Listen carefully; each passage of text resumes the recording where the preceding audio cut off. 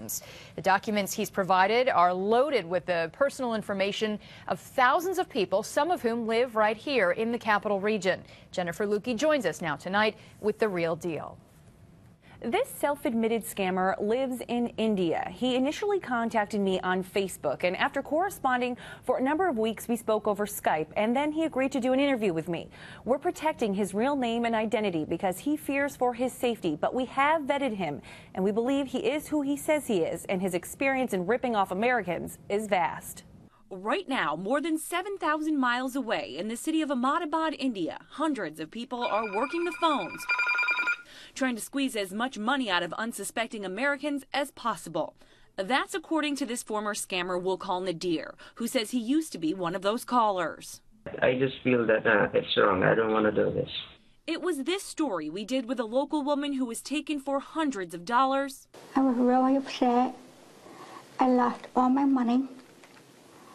I have no money at all. That led Nadir to contact CBS 6. What are you hoping for by doing this interview with me? I told you I just want to stop this thing. That's it. The scam starts here in America, normally with a simple online search. You type in payday loan and up pops a number of websites that promise to connect you with a lender who can help. These sites act as a middleman, selling the personal information that you provide.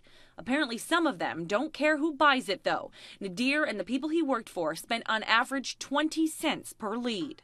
And you didn't have to prove that you were a business, that you were able to at all provide payday loans to these people. They just need money into their account.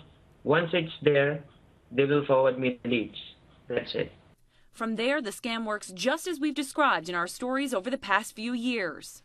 They wanted to offer me a loan, and I said yes. And they said I can have anything from $2,000 to $10,000, and I said $6,000.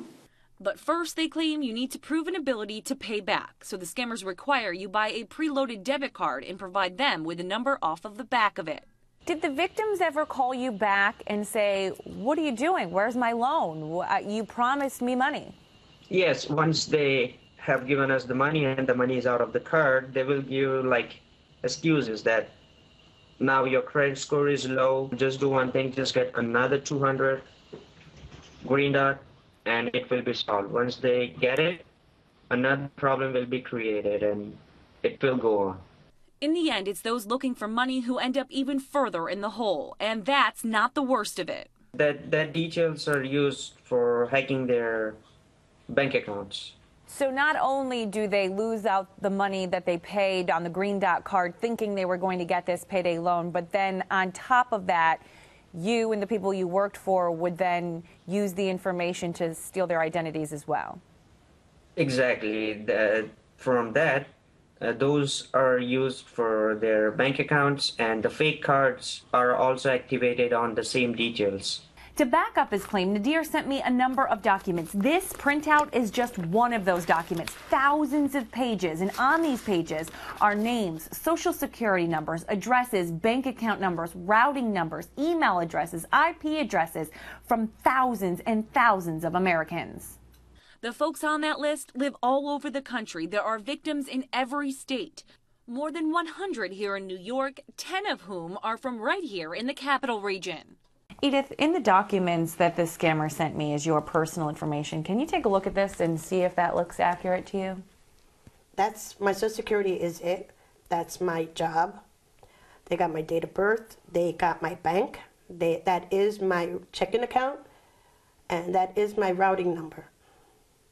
Looking at this information, what goes through your mind? It's scary. They got my license. It's really scary. Do you worry about how this information will be used in the future? Yes, it's out there. Edith Pagan lives in Rensselaer and applied for a payday loan in 2010. We tracked Edith down based on the information Nadir provided us from a half a world away.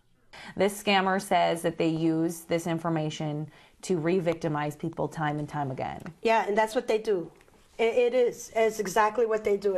Nadir claims he was bringing in $20,000 to $30,000 a month for his bosses, but he personally made a monthly salary of $400. I've spoken at length with the FBI about our investigation, and it plans to launch its own investigation into this ring as well. We'll have more on that part of the story tomorrow night at 11. That's The Real Deal. I'm Jennifer Lukey.